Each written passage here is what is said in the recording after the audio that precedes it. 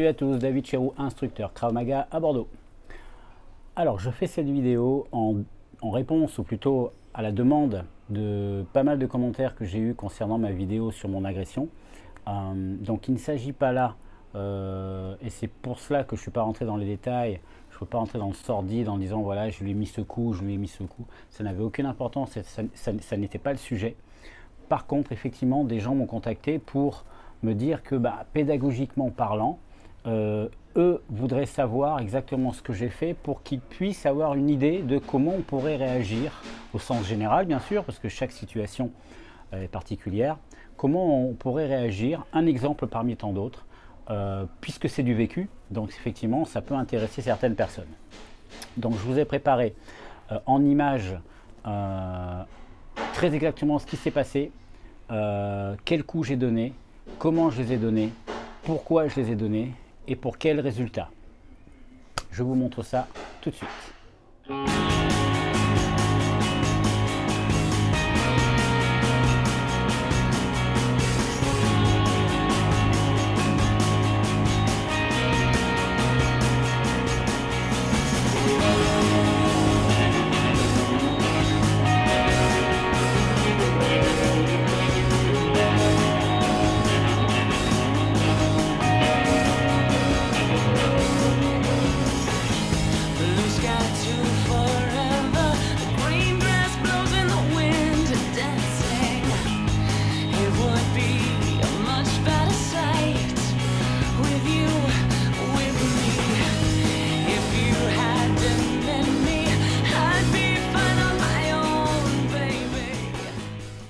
Donc, pour explication, donc vous avez vu, il y a eu pas beaucoup de coups donnés, il y en a eu, 5, un coup de pied direct, 2 coups de poing, 2 coups de genou.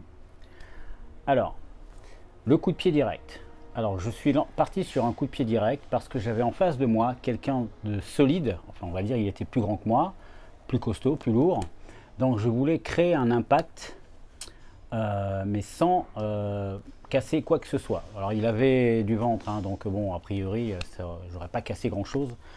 Mais pour vous expliquer, quand on donne un coup de pied direct, il y a 3 façons de le donner. On frappe avec le bol du pied, le talon ou le plat du pied. La partie la plus dangereuse, c'est le talon. L'inconvénient, c'est que vous êtes court au niveau du coup de pied, puisque vous avez les orteils vraiment en arrière. Par contre, quand c'est le talon qui touche, quand le talon touche une partie dure, si vous avez bien mis la hanche, vous avez 9 chances sur 10 pour qu'il y ait quelque chose qui casse. Donc c'est très très dangereux. Ensuite, il y a le bol du pied. Donc là, on retrousse les orteils, on frappe avec la partie dure juste après les orteils. Là, c'est une zone de frappe qui est assez dangereuse et qui a de l'allonge. C'est celle qui a le plus d'allonge dans le coup de pied direct. Après, il y a le plat du pied qui lui va plus claquer, hein. C'est comme la zone de frappe est grande, toute la taille du pied, donc on peut faire très mal. Mais globalement, l'impact se disperse sur la cage thoracique, contrairement aux autres qui sont sur une force d'impact sur une zone beaucoup plus petite, où là, la force va pénétrer à l'intérieur, et c'est ça en fait qui peut créer des dommages. Moi, j'ai frappé avec le bol du pied. Pourquoi? Parce que je voulais quand même une force de pénétration, mais j'ai dosé ma frappe. Je suis parti fort, mais pas avec l'intention de détruire quoi que ce soit. Il était en garde et je m'attendais à ce que peut-être il ait un mouvement où mon coup soit légèrement bloqué ou à demi bloqué. Donc je ne voulais pas qu'il y ait d'ambiguïté, je voulais que le coup passe ou ne passe pas, mais même s'il arrivait dans la garde, je voulais que ça impacte. Donc ce que je voulais, c'est choquer et pas détruire. Ensuite, je suis rentré sur 2 coups de poing. Mes 2 coups de poing n'étaient en aucun cas dans un objectif de mettre KO sur les coups de poing. Le premier coup de poing, bon, sur l'image, on voit que j'effleure, mais je ne l'ai pas touché dans la réalité. C'était juste une feinte en allonge. Et lorsque j'ai allongé le deuxième, je l'ai touché à la pommette, en fait, mais pas en impactant avec la hanche. J'ai vraiment frappé en reculant. J'ai claqué un petit peu comme une gifle, hein, sur le haut de la pommette. Là, il a été choqué. Donc, il avait pris un coup de pied direct et un coup de poing direct qui l'a choqué un peu au visage. Ce qui m'a donné la possibilité de rentrer un peu plus et d'aller chercher un coup de genou. Donc le premier coup de genou a été donné entre les jambes. J'ai pas frappé plus fort qu'à l'entraînement. Là encore volontairement, j'ai donné un coup sec, hein, comme on peut en donner à l'entraînement dans la coquille, vous voyez, quand ça claque un peu, pas plus fort. Comme là, il n'y avait pas de coquille, il y a eu un effet. Je ne m'attendais pas à ce qu'il se baisse autant, je m'attendais à ce qu'il courbe un peu ou pas du tout. Mais là, en fait, il s'est courbé tout de suite. Et ensuite, sur le dernier coup, c'est là où je voulais en terminer, j'ai redonné un coup de genou sur le thorax. Là, j'avais compris depuis un moment que ce n'était pas un spécialiste et que potentiellement, il n'était pas physiquement capable d'encaisser un coup à pleine puissance de quelqu'un qui travaille ça tous les jours.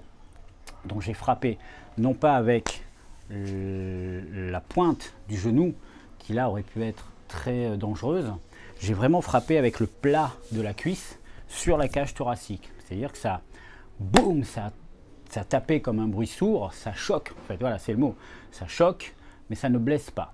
Donc momentanément, ça peut couper la respiration, c'est ce qui s'est passé. Je l'ai entendu expirer, faire ça. Et là, à ce moment-là, comme sur la vidéo, l'adversaire est tombé, il s'est mis sur le côté, mais il était choqué.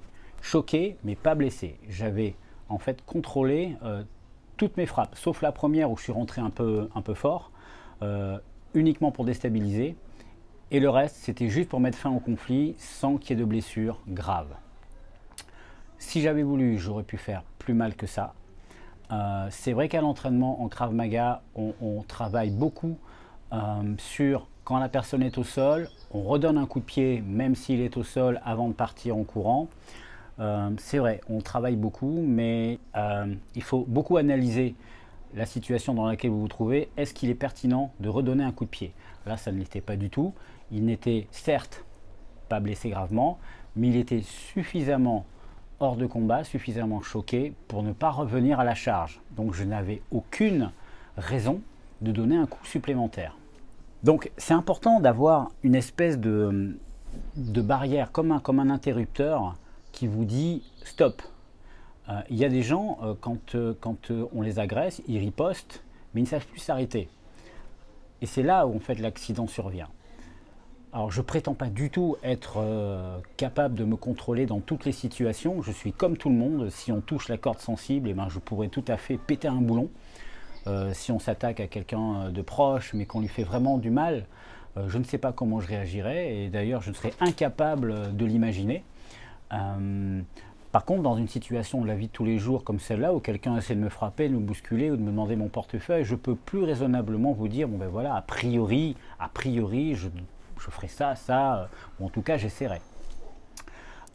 Voilà, donc pédagogiquement parlant, la notion à intégrer principalement c'est la distance. Quelle que soit la situation d'agression, c'est la distance. Vous devez maîtriser votre distance. Si vous êtes trop proche de votre adversaire, reculez. Si il avance sur vous, repoussez-le éventuellement gentiment. S'il ne veut pas, vous reculez, vous vous déplacez, vous tournez autour, vous discutez. Là, comme vous l'avez vu sur la vidéo, il m'a donné le coup de poing et j'ai vraiment reproduit ce que j'ai fait en réalité. C'est-à-dire, j'ai pris le coup de poing, mais pardon, excusez-moi, petit rototo. Quand il m'a donné le coup de poing, je ne suis pas revenu vers lui. J'ai pris le coup de poing et j'ai fait un pas de retrait, si vous voulez, si vous regardez bien. Donc j'ai pris une distance. Ce pas que j'ai fait, c'est en fait le temps que mon cerveau a mis pour scanner, checker mon état de santé. Est-ce que j'ai été touché? Est-ce que je suis encore sur un bon équilibre? Est-ce que j'ai mal? Voilà, ça a pris une seconde. Donc ce pas est important. Ça vous permet de prendre une sécurité, une distance, au cas où il veuille enchaîner autre chose. Et en même temps, ça vous permet de reprendre vos appuis et vos esprits. C'est à ce moment-là, en fait, où j'ai senti que ça coulait. Et là, j'ai dit stop, on arrête. Là, il faut qu'il y ait, pas sanction, mais bon, il faut que je réagisse. Voilà, stop. Voilà, c'est vraiment le message pour ceux qui m'ont demandé de faire le détail de cette agression.